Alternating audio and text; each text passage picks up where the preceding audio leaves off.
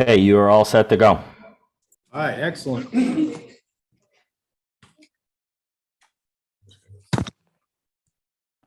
evening. Welcome to the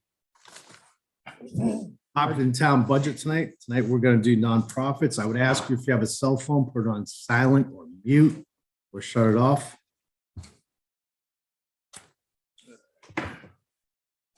Brian, you want to announce or would you like to do it? No, I mean, there's really not much for me to say tonight. It's just the presentation, so. So land trust is up first? Yep. Then the CIP page 5. Hello. Sorry, I didn't CIP. get you this stuff in advance. I'm sorry. I'm sorry, this wasn't in your packets. I didn't understand that we needed to get it to you a couple of days ago, but anyway, Okay. you should have a little something there from us. I'm Sarah Windsor. I'm the chair of the Land Trust. New faces, some old faces here. So basically, we've had a busy year, but we're looking for level funding, which is 14,000, which we were granted last year from the transfer real estate tax, which we have had a share of, and at some points all of, and some points none of, you know. So basically now every year we kind of look at what we need, what we have, and then make our ask. And we're pretty much right according to where we thought we would be last year. We've been working on a bunch of stewardship projects that we've brought to fruition. And we also had another purchase this year of another 60 acres. So we've had a busy year, but we're keeping, as you can see from our budget thing there, we have our 2023 budget, and then we have where we are as of so far this year, and then the proposed one for next year. So no huge surprises. We're pretty much on track, but we were able to finish, let's see, the Depot Square Brushy Brook Trail is now open. It has a viewing platform right downtown. That's has a parking area. We also, as I said, bought this Chestnut Ridge Farm, which was 40 acres and an 18-acre conservation easement. So that's a new property that we'll be looking at. But before we even dive into a parking lot there and getting all the trails done, we're going to go back to the James Farm, which we bought last year, 125 acres. So we're implementing a forest management plan there and getting ready to do a parking area. So we're just kind of moving along with the projects that, you know, the stewardship projects that we have, and just moving forward. And yeah, that's what we're looking at. It's great with less COVID around. We're going to be planning some nice get-togethers and back to our solstice walk, and hopefully the Music in the Valley series, you know, which will celebrate the Brushy Brook walk. So, you know, we've got a lot of things going on. We got another big grant from DEM to do a big boardwalk thing on the Deer Creek Trail. So, which was lots of flooding there. So we're going to be putting like a big long boardwalk in there. So we've got that going on. We just got another grant for invasives removal down by the water on the Brushy Brook thing. So, you know, we're just taking care of what we have and looking for your help to support that. So do you mind if I just bring the council up to speed on a couple of things? Just Sure. because we have one new member, and just to refresh everyone's memory on how this works logistically. The land trust is actually in the CIP budget. And this was something the council years ago decided to do it this way. It's a way for the council to review it every year and reconsider it. As she mentioned, it's level funded. But just if you're looking for it in the operating budget, years ago, we removed it from the operating budget, made a CIP out of it. The way it works is there's no impact on the CIP budget. So you'll see in the CIP, it will be an expense and a revenue, and there'll be a net zero impact to the CIP budget. And the reason for that is it's funded through the tax, the town clerk's revenue. So when we get the real estate transfer stamps, right? The revenue that comes in the first, is it the first 15,000 or 14,000 is, we cut a check over to the land trust as it comes in. So whatever she gets a month, we'll pay that directly to the land trust until it gets capped at 15, and then the rest, the court keeps. So just a little bit of the background on how it works. So if you're, looking for it, you kind of understand where it shows up and what you're looking for. So sorry, No I should have said problem. it at the beginning, and then it kind of hit me as you were talking. Yeah. No, it explains a little bit better, and I think everybody appreciates a little explanation on how all this flows and goes from there. But the most important thing to remember is the land trust is not typical of any organization we're talking tonight. The land trust is part of town government. In fact, I was on a council years ago that established the land trust. The trustees are appointed by the town council. So they're not like the ambulance corps or the libraries, that the town council has the legal authority to appoint the trustees in things of that nature. So the land trust is not a nonprofit in the context of private, like the library and the ambulance corps, are not private entities. We're created by the town of Hopkinton, and they are funded by the town of Hopkinton as far as, monies and things of that nature. And the council has the power to make appointments to that land trust trustees when they come up. So it's not exactly the same. Yeah, there as are a- many private land trusts all over Rhode Island. We are a municipal land trust. We're part of the town. Yep. So the land that we own, you own, it is part of the town. And the stewardship that we do and, organize through our friends group and all of the activities that we do and, all the work that we do is for the town. And we're up to about 1,360 acres now that have been protected. So we've been busy. It's been 22 years and we're looking forward to a lot more. So it's a great organization and we appreciate the town's help and input, They have an active group. I am no liaison. I've been, I think, to 2 meetings since this council term has started and it's part of the meeting, and they do show up and they participate. It's a very active committee in the town, and we're very fortunate. They're energized to do their task and role in the town.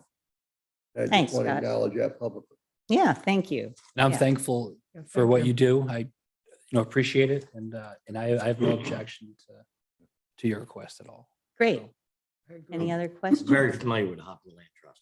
Huh? Very familiar with the Hopkins Land Trust. Good, good, And I have absolutely no objection. great. Thank you. Thank you very much. Thanks for what you Have a do. nice evening. You too.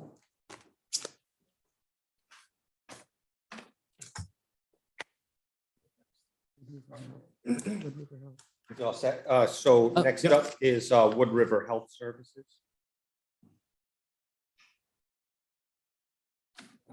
We have something on that.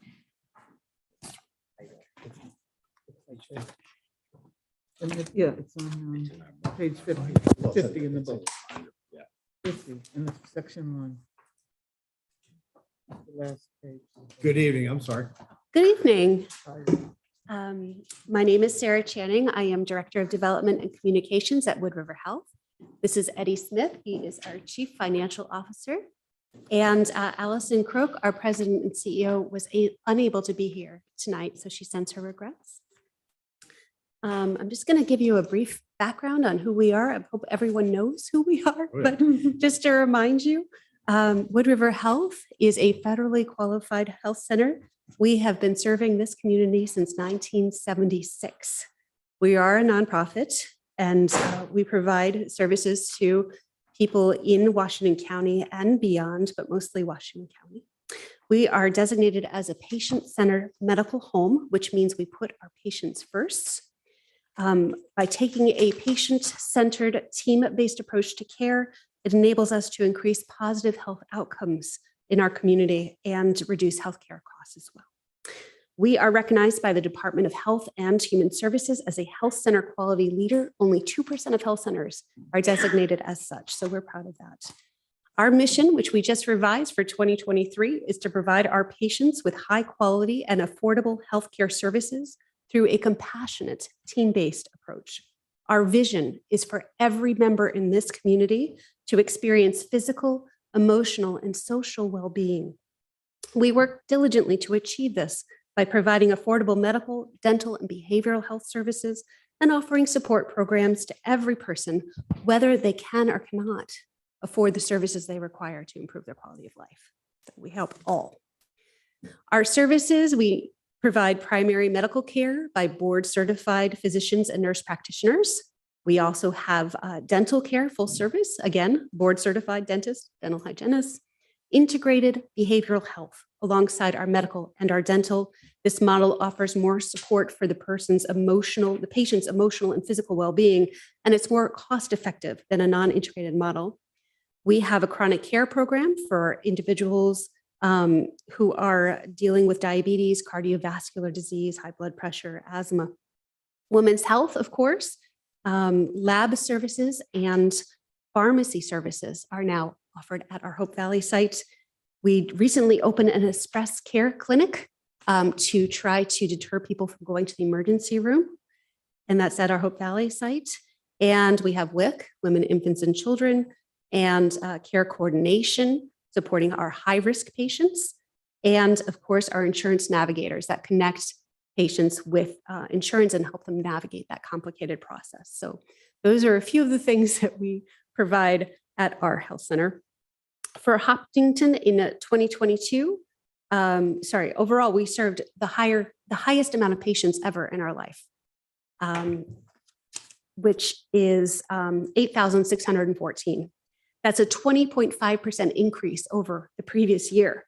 That means we had over 23,000 primary care visits, 5,700 dental visits, and almost 2,900 behavioral health visits. Of these patients, 23% are residents of Hopkinton. And last year, we gained 76 new patients from Hopkinton.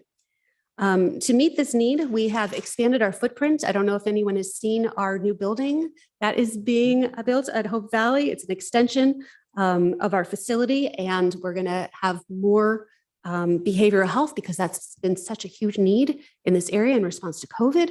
And we're going to bring in physical therapy as well, which is really exciting. And we're also going to have a community room for other nonprofits to use. I know there's limited space in our area to have places where you can come together, and this will be available to the community as well. This year, we are increasing our request to the town of Hopkinton to $20,000. And here's why we're doing that. Our community is experiencing a steady increased demand for our services, and especially behavioral health, as I mentioned. To meet this demand, we have hired new providers. The cost of providing healthcare has increased dramatically in response to COVID. For these reasons, we've asked every town to please consider increasing their subsidy to our organization. Your support will help Hopkinton residents access the healthcare services they require to improve their quality of life. And on behalf of our staff, I'd like to thank you for considering this request and for everything that you do to support our community. Counselors? All I can say is I do go there, but I'm always concerned about increasing the budget. Budget times are very difficult. And when you take any organization, they have multiple sources of revenue that other nonprofits don't have. And I know you deal a lot with insurance and things of that nature, that something like a library, they can't charge other than fines and maybe whatever state aid they might get. So it's not exactly the same thing. And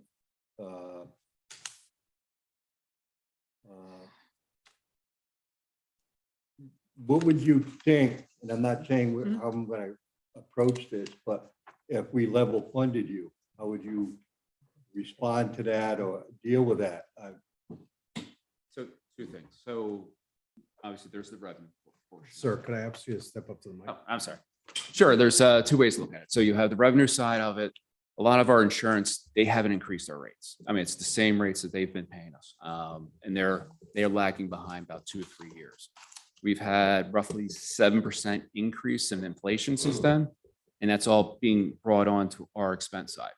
We're having very difficult times containing or keeping our employee base employed by us. We're trying our best to keep turnover as low as possible. Turnover goes, providers down the street, they're cherry picking our dental assistants or medical assistants because they're willing to pay the extra $2 or $3 that they can, and they're just jumping. So that's why we're kind of looking for a little bit of an increase this year to help us out. So just to give the council a little background, on all the nonprofits, I level funded them in my budget. So the budget that you've been presented, and that wasn't to make any sort of, it's just, if that's what we're doing on the department level, we level funded for the most part, all of our departments. So I just kept that consistent throughout the budget. So I wasn't trying to, make a decision for the council. That's just how I presented it. I felt that if we were going to level fund the rest of the budget, and all the rest of the departments, that the nonprofits would get level funded as well. So just want you to know what you've been presented and what's in front of you before, while you're thinking about the nonprofits tonight. Yeah, I just So think, seeing that they're not tying, like if you might have been looking at the budget and saying, why is it 10,000, not 20?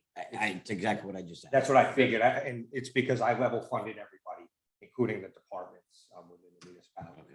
I just think, like I said, I don't know what I'm gonna do, but the bottom line is that the people are stressed. Everybody, all the different groups talk about their difficulty. Our taxpayers have difficulty. And people don't have the money, and people of all income levels, whether it's the schools, which is the biggest culprit as far as tax increases goes, where most of our money goes, they have to meet requirements. They have to deal with paying insurance and things of that nature. And I just, not to be a wise guy, because I go to Wood River and I'm a patient there, but I just heard an argument for $10,000 extra, but 10,000 is a drop in the bucket if you're trying to increase somebody's wages to keep them. I mean, 10,000 would seem to be a drop in the bucket.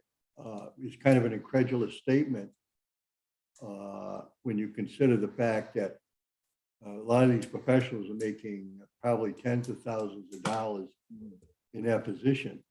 And I don't know how the other towns locally are going to address this. We don't do all the nonprofits like other towns do, like the youth sports groups. We don't do any of that type of stuff. We basically focus on the ambulance corps, the 2 libraries, Wood River, and that's about the extent of it. So, I'm not going to definitely say I'm not going to do it, but I think the people in Hopkinton are really concerned about taxes and keeping.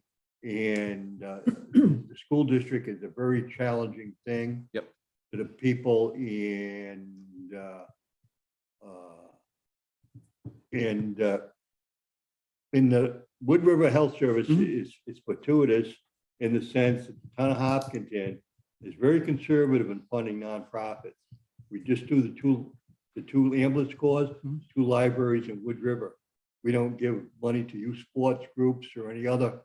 Not that those groups aren't a good organization. Right. There's got to be a limit to the amount of money you give, because we have people of all income ranges paying taxes to stay in their house. And living in the town of Hopkins is not an inexpensive proposition. Thanks, Scott. So I'd like to comment. Oh, I'm sorry. I know I'm new to this position. However, I have been a patient of Wood River. I no longer go there. However, I did run for my position, campaign for my position on a level funded budget which I think our town manager has done a phenomenal job at what he's already presented to us. And at this point in time, I think if we're going to go for an increase on something, there's a few other spots in the town that I think if we're gonna increase on something, we should push it that way. So unfortunately, this time, I'm gonna have to go with the level funded 10,000 that you presented to me in my packet. I'm sorry. I'm gonna have to agree. Brian's done a good job level funding things. We have a hard time passing a budget in this town, which has an effect on us because we have to revert to previous budgets. So it kind of really hampers us. So, we also have I think it's less than 7% turnout for our town budget. So it's so hairline that, I was happy to see the level funded budget. And that's the ground. Council Davis. Yeah, I agree with this. Yeah, I Counselor mean, Moffitt. I think that Allison has done an excellent job, her presentation. No doubt. Oh, my God. Everyone. That is so wonderful.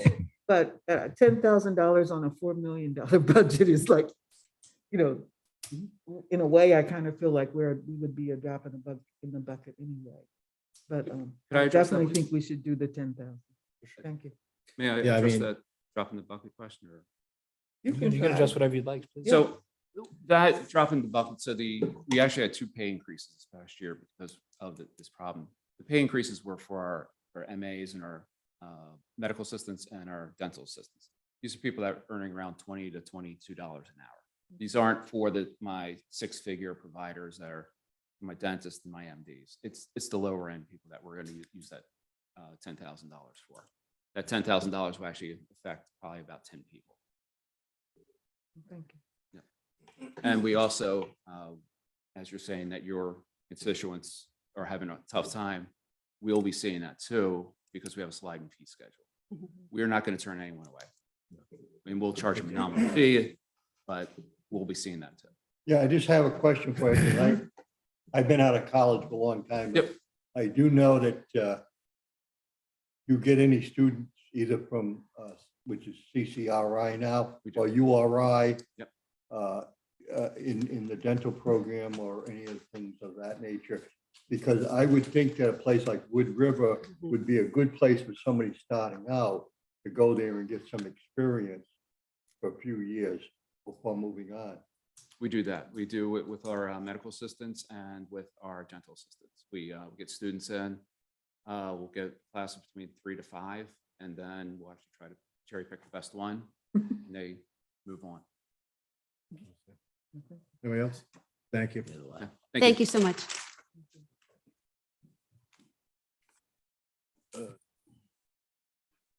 All right, next up, Ashaway and Langworthy Public Libraries. I don't know if you guys want to do it jointly or individually, however, I've done it both ways in the I past. was told that Heather might zoom in. Did she do that? I think she is. I hollered to her at the library today. Yes, she is online with her hand up. Oh, I'll bring her in. Yep, we're here. okay. Well, I think she's under the weather today because I hollered her. yeah, she is ill, so she wasn't able to attend physically.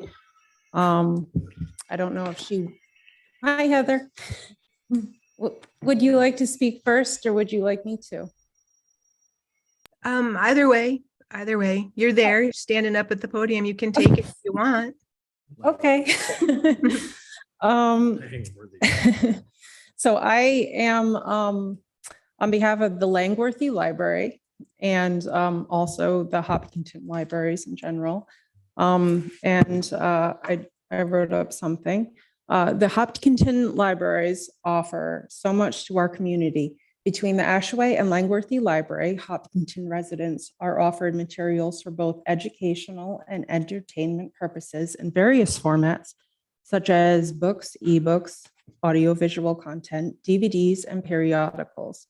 We offer services like computer access, Wi-Fi access, story hours, adult and children's educational programs, museum passes, notary services, research assistance, a safe public meeting space, and local research assistance. Additionally, and now more than ever, our patrons are also looking for libraries for aid in digital know-how, since post-pandemic life has been moved so much online. Printing, scanning, copying, device help, job hunting, and assistance in finding government programs and forms have become a daily duty of ours within the library. As always, we continue to be a trusted and unbiased source of help to residents when they need it, with or without a library card. The Hopkinton Libraries also continue to collaborate in efforts promoting literacy throughout our community. Currently, we are working in a joint effort to encourage our young patrons to join the Star Reader Challenge, which is currently running until mid-April. Similar to the annual held consortium-wide summer reading program of the Ocean State Libraries, the Star Reader Challenge offers Hopkinton families an opportunity to keep our youth engaged in reading during the chilly winter months when screen time is otherwise very tempting. Our respective libraries also continue to offer their unique programming throughout the year to appeal to the diverse needs of those in our community. Langworthy, for instance, is excited to be offering an array of wonderful upcoming programming this year, such as Project Chick, a life science early learning program dealing with poultry and farming in the state of Rhode Island, various nature-oriented Denison Pequot Suppose programs, which highlight the Rhode Island nature and conservation, Marty Potskitch, a historian traveling speaker who will bring stories of the Rhode Island civilian CCC camps that were once active throughout South County, and many more programs that are just too numerous to mention. Like many businesses throughout the state, Langworthy has noticed noticeable increase in operational costs throughout the past year. According to our budget comparisons between the current year and the last, this cost increase has risen around 10% across the board, which is a considerable amount for any business, let alone a nonprofit organization. We, of course, do what we can to seek out additional sources of revenue, including fundraising and sending requests in for appeals and grants. But the support we see from the town of Hopkinton definitively remains a crucial component to the Hopkinton Libraries, which is why the Ashway and Langworthy Libraries respectfully ask for your assistance in funding our operations for the coming fiscal year by providing funding of $71,000. We thank you for your time and consideration. Anything? I didn't know. Speak or say Yeah, anything. might as well do Oh, it at the same time, yeah. Heather. Good Heather, evening. Good evening, everybody. Thank you. I'm grateful to be able to attend virtually, and believe me, you are all grateful that I'm not there as well. My name is Heather Field. I'm the library director at the Ashaway Free Library for, holy cow, going on 24 years now. And as Amber mentioned, as you can see, we've asked for a $3,000 increase for the libraries, for each library this year, for a total funding request of $71,000.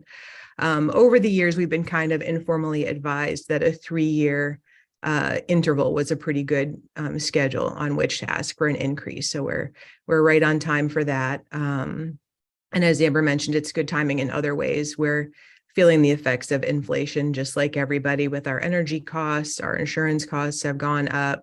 Of course, minimum wage is going up. So we're keeping up with and even slightly ahead of that to make sure we're taking good care of our staff and showing them that they're valued.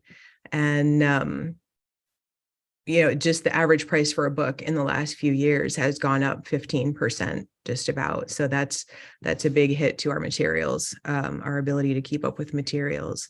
As far as what's going on at the Ashaway Library, we continue to thrive. Amber did a great job of outlining all of the things that we offer in your Hopkinton libraries. Our use statistics look good. In the last In the last fiscal year, we circulated about 16,000 items. We filled about 15,000 holds for our patrons and patrons around the state. We had about 2,000 internet sessions in the building and with our Wi-Fi, and that number will grow actually because we're starting to get a better capture on the statistics for our parking lot Wi-Fi that we were able to obtain with ARPA money during the pandemic. So people could use the Wi-Fi from the parking lot even when the library was closed. Our ongoing programs are going, story time, games night for adults every Wednesday at every first Wednesday of the month at 6 o'clock. The coolest thing we did recently, which you probably heard about, was we hosted a meet and greet with Hopkinton Police Department's new Compassion Canine in Training, Officer Raymond, and his handler, Detective Forbes. And we had more than 120 people from the community turn out to meet them, which was the most we've ever had for a 2-hour event at the library. And it was really cool to see the library hopping with so many people at once and families getting new library cards and borrowing the dog books that we had on display. And of course, meeting Officer Raymond and Detective Forbes and learning all about their work. So that was super cool. As Amber mentioned, we're in the middle of our Winter Star Reading Challenge. That's an annual tradition that gets more popular every year. We have dozens of families participating this year, which is really neat. We love partnering with our other fellow agencies as well. We'll be working with Marriott Hopkinton Rec and the other folks there on the upcoming Harvest Festival. And we're offering free COVID tests to the community as a result of our partnership with Wood River Health. We really value their support in making that happen. And the community is really appreciating that as well. And I've also had other conversations with Allison and Sarah about other chances we might have to team up. Because the COVID pandemic actually really highlighted the importance of libraries in relation to public health, being accessible, welcoming, and community-centered organizations already. So as far as what's coming up, we are always thinking about the future, of course, and how to keep the library vital and relevant and responsive to our community. So to that end, we'll be starting a revision of our 5-year long-range plan pretty soon. That will begin with a survey. So you can look for that sometime within the next few months. I'm sure you'll see that. And of course, we're focused on the present and the future, but the library's past is part of the town's past. So we have a lot of archival material. We've purchased, again, with ARPA money, a high quality digital scanner. So we're going to be scanning, cataloging, and making available a ton of fascinating pieces of library and town history over the next year or two. So do keep an eye out for an exhibition that we're hoping to host about that. So that's just a few highlights. You can follow along with what we're doing on our website, Facebook, Instagram, sign up for our emails. You'll want to do that because you'll want details. We're having an upcoming lecture on grieving and different forms of grief. We're going to be having a ghost investigation of the library in November. I don't think the library is haunted, but this is our chance to find out, I guess. I just started planning today with the community members, some classes in yoga and natural medicine. So all kinds of things to look forward to. And as Amber mentioned, we are always looking for grant money, fundraising opportunities, ways to save money. But the funding from the town is obviously the foundation of our budgeted income. Grants are good for things like security cameras, scanners, outdoor Wi-Fi, and things like that. But our basic budget, our operating costs are provided mostly through our town and state funds. And just as a little extra incentive, I don't know if this will help, but for increases in our town funding, our state funding is based off of our town appropriation. So if you were to grant us a little increase, our state funding would increase as well. It's like automatic interest earned for us. So that's very cool. We've got some fundraisers coming up. If you need a duck for the duck race, please stop by. We're selling those for $5 a piece. Each one, the library gets to keep $2.85. And we're going to be having a Cheers for Charity event at Gray Sale coming up on Thursday, April 13th. So that's the end of my little advertisement. And as always, we're very grateful for your support and for the consideration of our request. And we're happy to answer any questions. Okay, I would say that I'm lucky the Ashway Library doesn't charge me rent. I'm there about every day of my life. But I did buy 4 of the ducks bless you. yesterday. My only concern is I think it's very important for the council to realize that the library is different and is very similar to a school system in the sense that Rhode Island law requires that the town give the same amount as the previous year. And if they were ever to go below that, the library is penalized because there's a maintenance effort situation with municipal funding on libraries that nothing else has. So you can explain that better if you think you can. But as far as I know, if the town of Hopkins, just for example, were to give the $3,000 extra, the following year, we would have to give a minimum of the 71,000. In the next budget year, we couldn't go back to 68,000 because the state of Rhode Island has a maintenance of effort law in regard to municipal funding of that library. Scott, Scott, is that in your ancestors roam around the library as ghosts? Maybe, I don't know, but I would say that Just I love that. the Hope Valley Library. I haven't been up there in a long time. They have an outstanding Gladys Palmer collection of genealogies. A lot of my ancestors are there. They have a nice meeting room. I'm glad. I think one of the most positive things in my lifetime, and I'll be 70 in June, is the Ashbury Library finally has a large meeting room. And that is the most positive thing. I've seen so many additions to Ashbury Library in my lifetime. That meeting room is such a positive thing to the Ashbury community. The only complaint I have about Hope Valley is parking. The parking lot is not really big, and you go there, sometimes parking can be difficult. But I know you know that, and I commend Hope Valley Library. It's a great place. Our libraries serve a benefit to our community because we don't have many public places for people to go. But one of the positive things in our community is the two libraries. In both, and it can be a place to meet in Hope Valley and a place to meet in Ashland. It's so crucial to the community. But I thought I should point out, because I think the council is very money conscious, that if we went up to 71,000, we would have to maintain that amount next year to fulfill the state requirement of maintenance of effort as far as libraries go. That's all I wanted to say.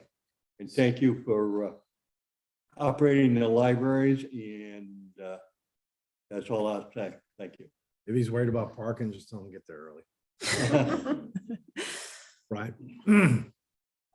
I have nothing. I just, like I said, same as everybody. I level funded not specifically because of the nonprofits. That was just kind of what I did across the board for the department. So I think they're a great asset to the community. So it wasn't a conscious decision specifically aimed at anyone specifically, but it was just what I did across the board to try to keep taxes down. I do have a question. Has the staff salaries or stipends, they remained the same the last couple of years? I do have that question. For our library, they have gone up with what is required. But considering we are on a limited budget, it is basically what is required. We try to do what we can for them, but being a small public, Yeah, so how many employees do you have? we have about 5. Yeah. Yeah, so And not many. What is the facts for Ashbury Library in regard to a number of employees and salaries and stipends for employees? We have 4 total employees, including me. And we have been giving increases to keep up with and stay just a little bit ahead of minimum wage, thinking toward 2025 when we'll need to be at the $15 an hour. So just at minimum or just above. I thank you for answering that question. Council Moffett. I mean, I don't know. I kind of see where Scott's going, and I kind of like where Scott's going. I mean, it's, library is important. It's a super important place. I think, you know, Mhm. and considering, if it is matched, I mean, it kind of makes a difference to me, in my thought process. I have no objection to the increase in cost to the Ashway Library and to Langworthy because of what I know they do, services they offer. And I know a lot of that is money driven, right? I Yeah. mean, I want to see too, when we do the budget completely, then we could give them the 3 extra grand. I don't have a problem with that. I'm trying to have an open mind. I'm very biased because like I said, I live in the Ashland Library. Sure. I'm lucky they don't charge me rent. I go there all the time. I was there today. But I have to suppose they have some sense of objectivity too. Counselor Davis. Well, I go to the Langworthy Library. And I really, really enjoy it. And I think they're worth the money. So And I think it's very, Hold on, Scott. I'm with Steve. I'm willing to give them the 3. I'm on board with Council Davis, Council Moffitt. because, I mean, they had requested some money earlier in the year. Yeah. And some other places did get it, and none of it came from us. So I mean, I think it's a fair ask considering, I mean, books, COVID, I mean, people were in there. I mean, it's a great meeting spot for, oh, I apologize. if you want to. So anyway, to make a long story short, I support the $3,000 increase. Okay, I will go along with that. And then at the end, if we have to make a cut, then we always have the option of going back and shaving the 3,000, but I support the 3,000. But I think it's also important, and I didn't state,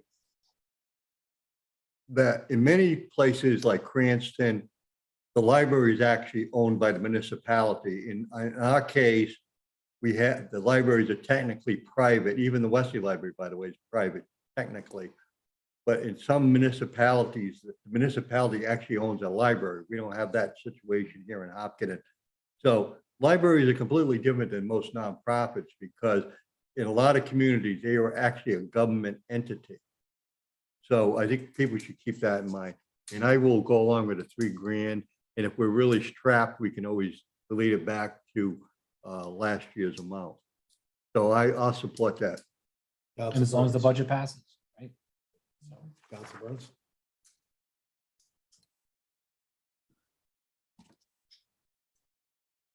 I'm all for a level fund.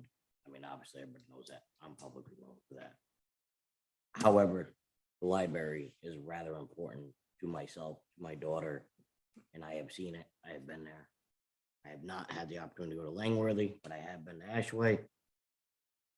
And I think for what they do for the community, for the small increase that they're requesting, I mean, how can you not help them out? I think for our constituents to give us feedback on giving small amount to certain situations, I'll take the feedback. I support it. Hey, Cal. Thank you. Hold on, Scott. Anybody else? Scott? I mean, this is no slight on Wood River and anybody else. that No, we no, talk about, absolutely. Because, they're different animals, Yeah, but There's different Wood pools, River, there's different- they get insurance payment. I think it's very important. We always talk, and I'm very tough on the school system. But the library particularly benefit young people because they have to do reports. They have to go to the library. They got to get books from interlibrary loan. You might have to use the internet. So the libraries serve all age range, probably particularly vital for our elderly people and also our younger people. So plus, both villages don't have a lot of public places to go to. And the libraries of that serve that situation. So I don't have a problem with the 3 grand. If we really get strapped, we can always remove it, but I don't have a problem with the 3 grand. Excellent. Thank you. Thank you. Thank you all. Thank you. Thank you very much. Good night. Next up, Hope Valley Ambulance.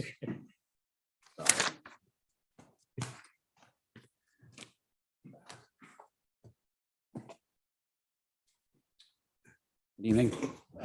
Dan Sherman, Chief of Valley Ambulance. As you guys can see, we went ahead and asked for level funding of the 62,000 that we got last year.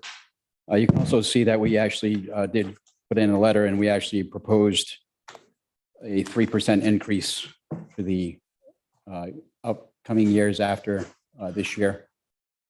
Again, I understand, it wasn't a contractual thing. I'm not trying to get anybody to sign in saying that you guys are going to go ahead and do that, because I understand that town councils change, but I do just wanted to say that that's what we're looking to do in the next few years, just to go up 3%, which is, as you can see, if it gets approved, you can see the numbers that we came up with for that. But this year we are looking for level funding. Yeah, the only question I do have, is there been any serious thought of having any of the fire districts contribute or changing their bylaws to contribute to the Hope Valley Ambulance? Again, that was, I know that last year we had a big debate over that. And again, that comes down to and that was included in our letter. Again, it's all based on their charters. And that would be up to their fire districts to have to change their charters to be allowing to them to. But the Ambulance Association has not requested them to. We have met with them, but I have not requested them to change their charters in order to actually do that. That was going to be my question, because in your letter, you said both the Hope Valley, Wyoming Fire District and the Carolina Fire District would have to change their charters, which would take anywhere from 1 to 2 years. And my question was going to be, what would it take to begin that change? And apparently they have done nothing in the first, so they've just wasted a year if they really wanted to do it, right? Again, I can't speak on their behalf. know. I don't know if they, I can't speak on their behalf. They very well could have. I honestly don't Yeah, know. but has the ambulance corps approached? I have not approached them to change their charters. I can tell you that. But again, I do not know whether or not. Has they your, have. has your board actually discussed approaching the Well, fire districts to do that? Our board has discussed a lot as far as going task districts ourselves. Right now, there are a bunch of bills. Actually, Eric can tell you, we met today with other chiefs. There's only 4 departments that are nonprofits right now, us, Ashaway, Westerly, and Charlestown. And each month we actually meet now to actually go ahead and get bills changed, legislation changed to get insurance reimbursements, which the insurance reimbursements is actually the quickest way for us to potentially get funding better for us compared to these charter changes, which again, I am not opposed to meeting with anybody. We went through this last year. I'm not opposed to any of this charter changes. But again, that's the fire districts that actually have to take that step to actually change their charters. I can't. Okay. No, go ahead. Okay. The other thing, since you wanted to eventually have a 3% increase every year going forward, my question was going to be, can Hopkinton afford, because we probably have to do it for both Hope Valley and Ashaway. Can we afford, like in 2024, would be $3,720 extra. And then it would go up to $3,831, $3,946, $4,064. These are the extra increases every year. It used to go all the way up to 29, would be about $4,312 in 2029. And so to be fair, we would have to do the same, we'd have to. So what you're asking for is in the 1s and 2s, and we'd have to do. Yeah, you would. So I just wanted to know, and we don't have to talk about it. We don't have to make that decision this year because they're not asking for it this year. But I just wanted to get some feedback and feedback for you. Yeah. And I understand all this, but you do have to realize too, is that the cost that we're enduring is, and these insurance reimbursements right now, even, I got some of the printouts, it's the same. It's really low. We're struggling. I didn't want to come in here asking for a bunch of money. I understand I didn't want to put it onto the towns or the taxpayers, which is why we level funded. But just again, But the keeping problem, up with minimum wage and all that stuff, it's tough to retain the people. Like I have to pay them to get them to retain. We have. the concern was, I understand the state of Rhode Island has one of the lowest They do. reimbursement rates in the nation. I don't know, you can correct me if I'm wrong on that. They do. And so the question is, why is Rhode Island have that dubious statistic. And what has the General Assembly done to correct that? I That's don't know the- why they that's had the real issue. distinction. So there have been bills submitted. There There are bills. bills. Yeah, he has a copy of the one. Excellent. Okay, So, all okay. right. So, There are bills you submitted. know, and we'll find out who the sponsors are and whoever And they we can are, send- because we we can can send- gladly Send a piggyback letter. and. Yeah, and so- resolutions, we can do resolutions to Absolutely. support you. Yeah. If you got a copy of that bill, Yeah, I would Eric, when love you it. come up, just let us have a copy. And- Sure. And I'm looking for all different ways to maintain memberships. We just became a training site. So we're actually starting to do our own EMT classes, which one's starting this Saturday. As we get, people coming in, we'll be able to hopefully retain some of them as members. So we're doing all different kinds of things to actually try to go ahead and retain members and do the best we can without trying to get huge increases to the town. Danny, one last question before we just do the last one, turns over. I don't expect you to have this number because it's impossible to keep 100 numbers in your head like all of us do. But just a rough idea, how many runs you have done since January 1st to date? January 1st to date, you would probably be about 60 calls a month. So that would be probably about close to 200 calls. Okay. Again, that's a rough estimate. I don't have it. Yeah, right it's off the not, top of I'm my not head. asking for that. Yeah. There's no way. I mean, we finished up with like 1,600 calls last year. So, and it keeps on increasing as it goes. Yeah. Councilors, anything else? Mr. Sherman? Town manager? Good. Thank you, Dan. All right. Thank you very much, sir.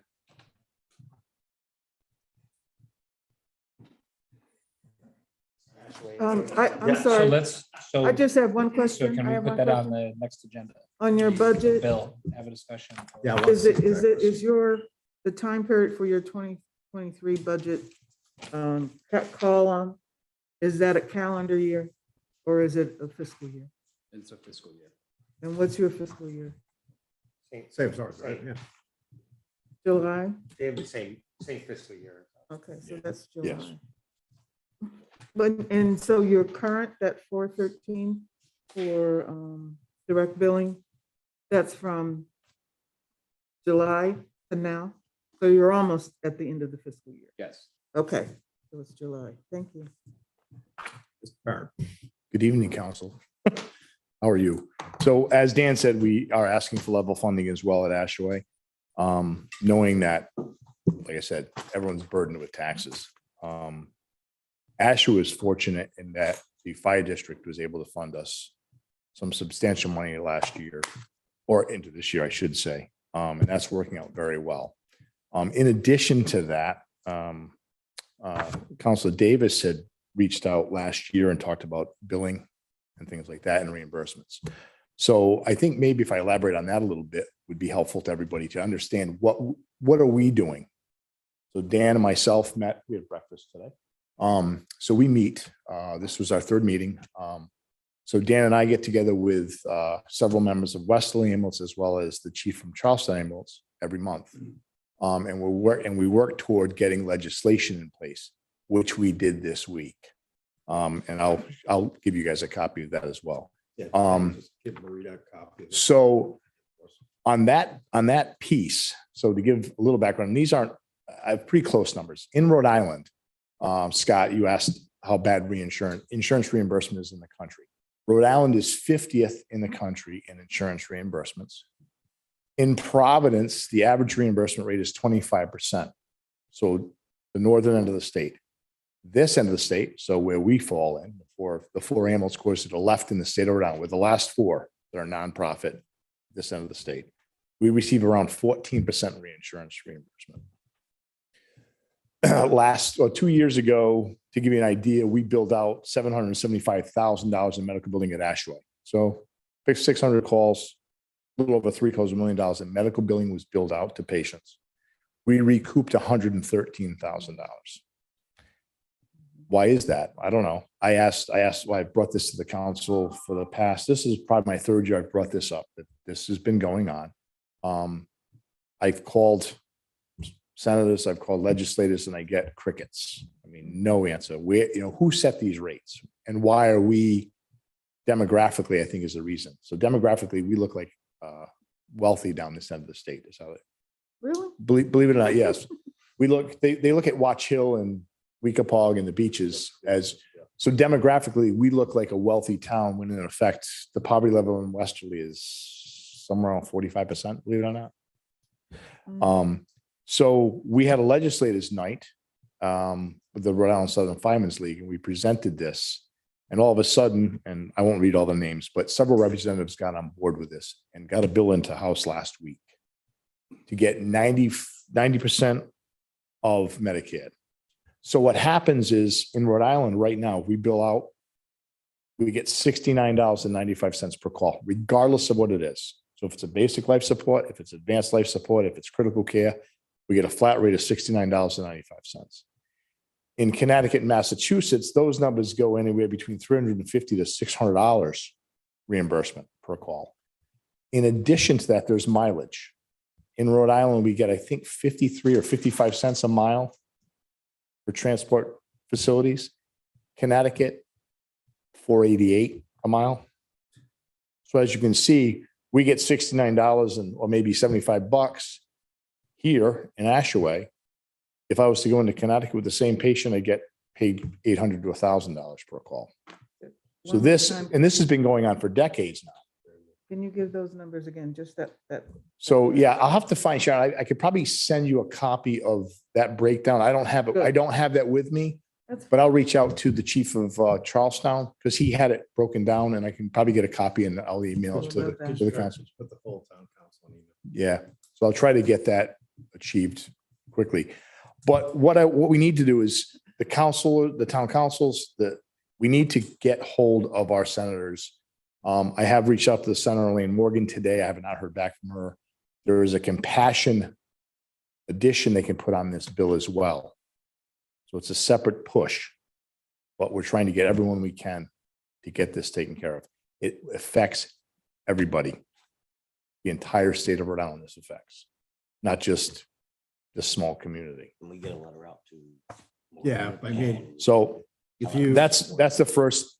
So this piece of the puzzle is probably, this is what I've been hunting for 3 years. I've been on this. This was my push, and we finally got it. At least it's kind of, I can't do any more than I have right now until we. Just, if you can pass to Marita, we'll But put you it, guys can keep that. I'll make another copy at home. we'll get on the agenda for the next meeting. And then on the other piece, and I know that Sharon, you reached out with me last year about billing. There is some discussion right now in that changing billing companies. Okay. The difference is with us, if you go north and you get into like Cranston, who does 20,000 calls a year, they get different percentage paybacks from these billing companies. We're a little operation, so we get a different percentage of reimbursement from our billing agencies as well. But we're in discussion right now with that. I'm trying to get some figures from the company we're using now. One of the agencies has already backed out of, so all four of us use the same billing company. One of them's moved on to this new billing company. So we're working on that as well. So we're doing everything in our power to bring in more revenue without doing any more. Basically just, if I get another percent here, another 10% here, it's life-changing. Absolutely. Yeah. It's life-changing. Eric, I'm going to ask you the, no, go ahead, Sharon. I'm sorry. Okay. Okay, I'm looking at your statement of income and expenses, budget overview on page 2, where it talks about rents and leases, I'm sorry? rents and leases, equipment rental of $760. You see that? It's like at the top. One. Equipment rental, Down. $760. Yeah, okay. So what is that? That is Yeah. Oxygen Okay. tanks. They have that machine out of Pawcatuck, Connecticut. We have to rent the tanks from them. So they're rented and refilled. Okay, and then down at the bottom where it says change in net I get it. assets, Mhm. obviously the help from the Ashaway Fire District was wonderful. Mhm. And so it's my understanding, if I read this right, the grant, donor restrictions for equipment, that's what we gave you. The 52,000, I think it was ARPA. And then if you look down That's below, correct. capital reserves, Yep. it's 43. So you add those together, that's 95,313. And my question is, how much of that or do you plan to use for equipment and for a used ambulance? So we're hoping, so what we're hoping tonight is if I get level funded tonight, Mhm. we want to start looking for a newer ambulance or a new ambulance. And with the funding from the town, we'd like to use that for, because we're looking at about 50 or $60,000 a year to buy an ambulance. 60, okay. In that range. Depends if we go, because you're looking at, an ambulance is around $400,000 new. I've talked to several leasing companies, and we're looking at about $50,000 to $60,000 in annual payments for a lease on an ambulance. That's a big piece of One more equipment. thing. Well, You go out to bid for this stuff? Like I was thinking like the insurance or billing company? to bid for an ambulance? Oh, well, do you have a procurement policy and do you guys like? So the problem with the ambulances right now is find one. Yeah, we talked. about So there's very few companies you can even get them. West Amos, for instance, purchased 2 chassis for remounts 2 years ago.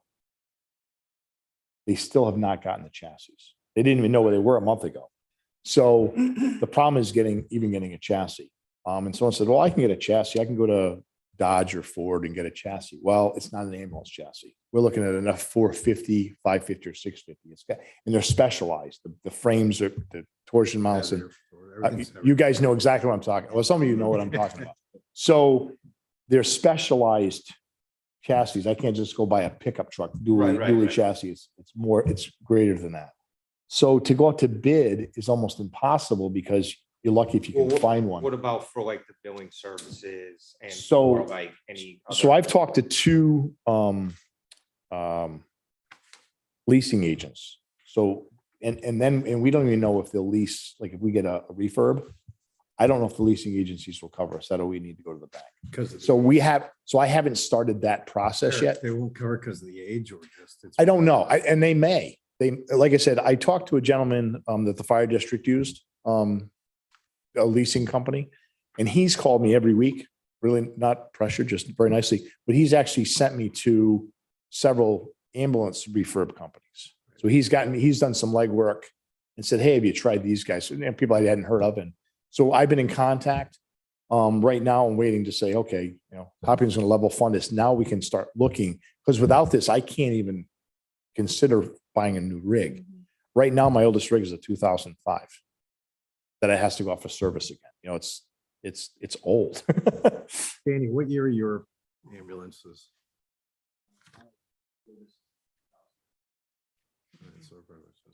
Eric, the only question I got for you is I'm going to ask the same question as I asked Danny. How many runs since January 1st this year?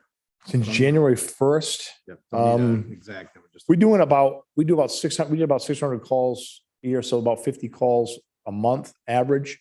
So January, February, March, so probably 120 so far this year. you guys are about the same. Our numbers are actually up right now. Excellent.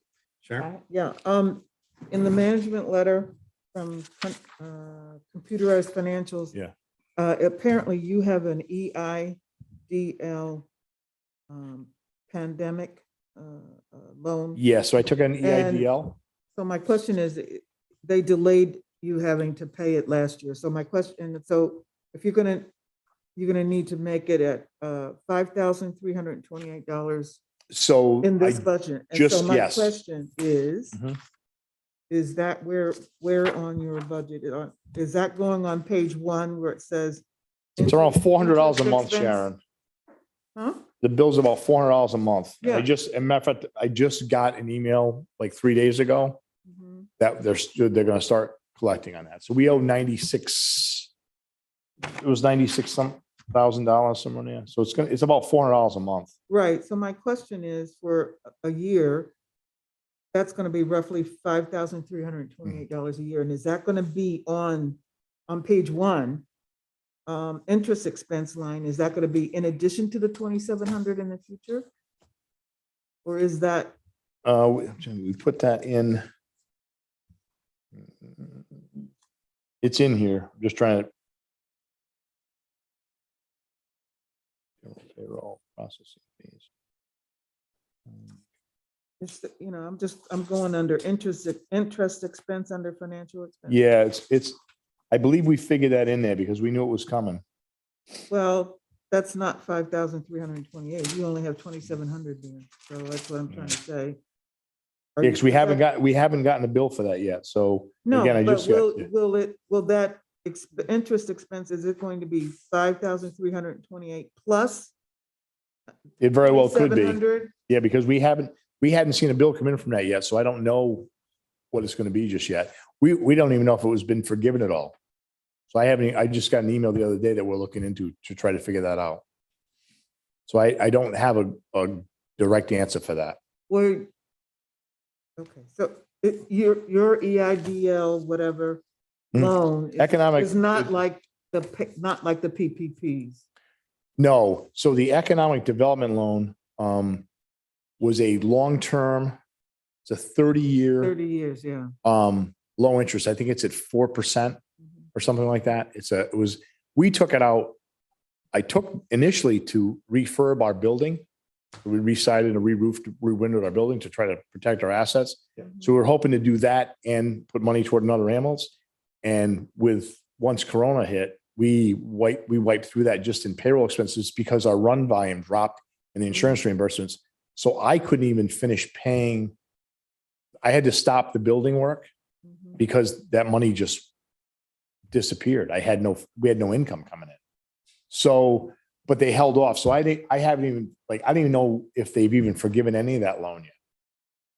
So we're hoping that we figure we're gonna have to pay it back, but it's a 30-year note that might start this year.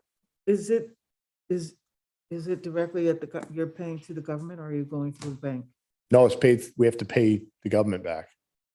So maybe you might ask the government if, Like I said, we're waiting to see because I think some of them were forgiven, See if- but that's a big thing if it's forgiven. Yeah, I mean, really. just that'd yeah, be- Just but I delaying it don't, year but as after of year right after year today, doesn't- I don't, the accounting service we use is looking into all that right now for me. Okay. So I just got an email the other day and I wish I had a better answer for you and I don't.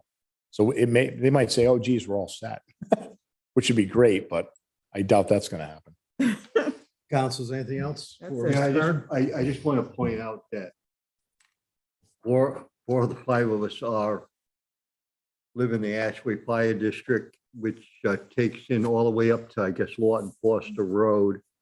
And if you're a taxpayer, you support both the ambulance corps, Hope Valley and Ashway through your town taxes, but also through your fire district taxes. If you're a fire district taxpayer in the Ashway Fire District, you also support Ashway ambulance. So you're supporting the Ashway ambulance twice for your town taxes as well as your fire district taxes. In addition, you're supporting the Hope Valley ambulance squad. I just want to point that out because I don't think that's Fully understood. fully appreciated. But I just wanted to point that out. Well, if, Yeah. I can appreciate it because of there's two different taxing authorities. You know what I mean? And we live within our authority and our authority has made the decision it's made and the other authority is, you know. And I would encourage residents to go to the yearly, let me make sure I get the right name. Fire district. Fire district meeting. It comes up what, June, right? Yeah. I think it's the fourth Thursday in July. I could be Yeah. wrong. June or July. Anything else, Mr. Perrin? I'm good. Thank you. Thank Take you. care.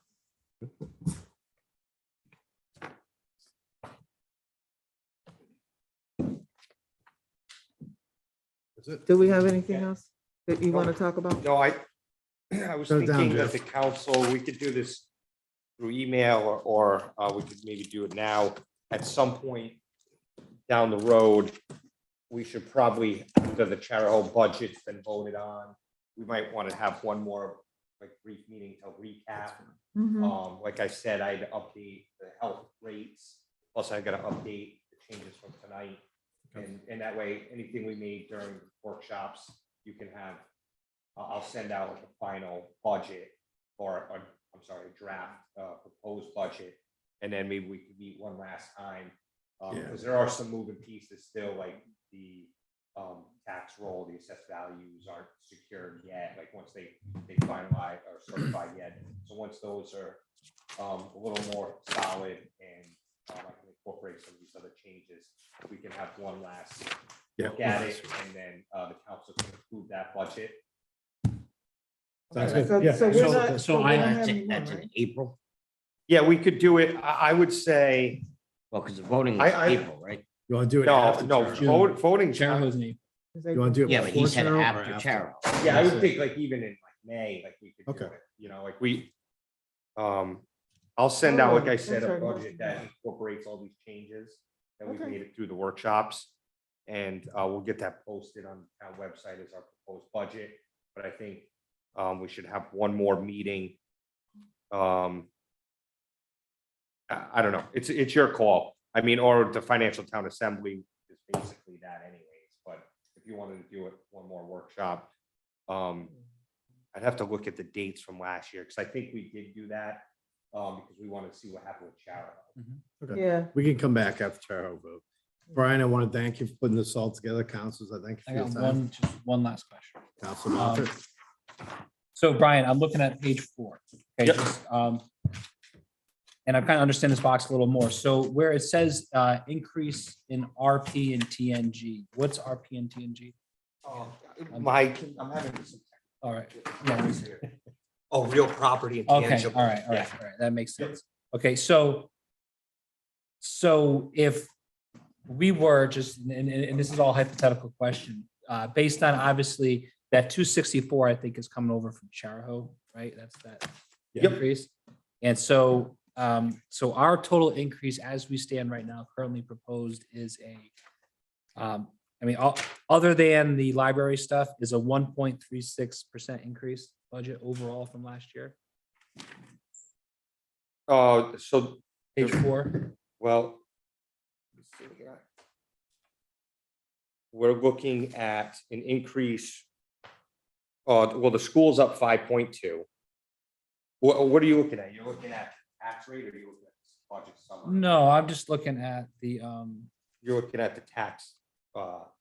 yeah, so right where it said increase in RP, because I'm. Oh, I see what you're seeing. I see what you're looking at. That 1.36% is the increase in the tax levy Okay.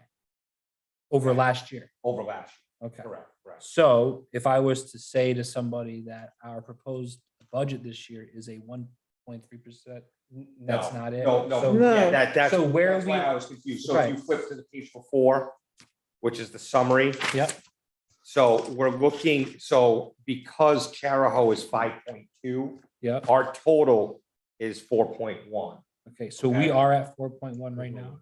We're at a 4.1 increase, but you know, like I said, because Charahoe is up 1.1 million. Okay. Right, but our Right. revenue is also up. And the rule of thumb is if Charahoe fails, we go back down. We, instead of 4, we go back. Right, no, We go I down. understand that. So it's, okay. So, the tax. Let's see, hold on. So, yeah, because there's such a large increase in Charahoe, but our revenues offset. it. Right, So our our, revenue is also up 4.1%, right? But that's because we basically we have to have a level budget, right? Right. So it's gonna be equal. Right. But our, our state aid is up 14.3. So that kind of offset, like the $800,000 increase in state aid Gotcha. offsets some of that. Right. So there's a lot of moving pieces, but revenue is up, which offsets that 4.1% increase. So we're not making up, I guess, the easy way to say this is, we're not making up that 4.1% increase with tax dollars. Okay. We're making it up with other revenue.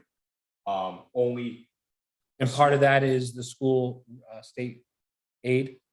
big part of it is. Right, And okay, then- so- And then there's some like department increases in revenue. So we're making up that 4.1% increase in expenses with With other- revenue. Other sources of revenue other Right, than tax. right, which is So our in- tax, right. our taxes are not going up 4.1%. Right. Like our expenses are. So after all that, right, I mean, what is the increase? Like, what is our increase over last year? In the taxes, it would be the, Percentage wise. It's that one. it would be 1.36 on our tax. Okay, okay. Is, yep, So our taxes, so it's safe to say our taxes are going up 1.3? yeah, let me see, I'm sorry, I have all this Yeah, like 'cause I broken mean, it's down. an answer that's And friendly That's- to give it's- out to people, like, Well, see, It's but the I an- thought, It's the question that's gonna be asked right, as soon as you right, walk out this door. right, because it was kind of my But question. Because it would be Well, it's- nice for people, like I was at the meeting last night, right, at the school, and it's, all I hear is this, oh, this increase. Well, what's the actual increase? Like, what's the dollar value to the resident? And so it's a 20 cent mill rate increase. So the Charahoe budget coming in, so on a $400,000 house in Hopkinton, it is a, go back to Go ahead. page 4. it's an $80.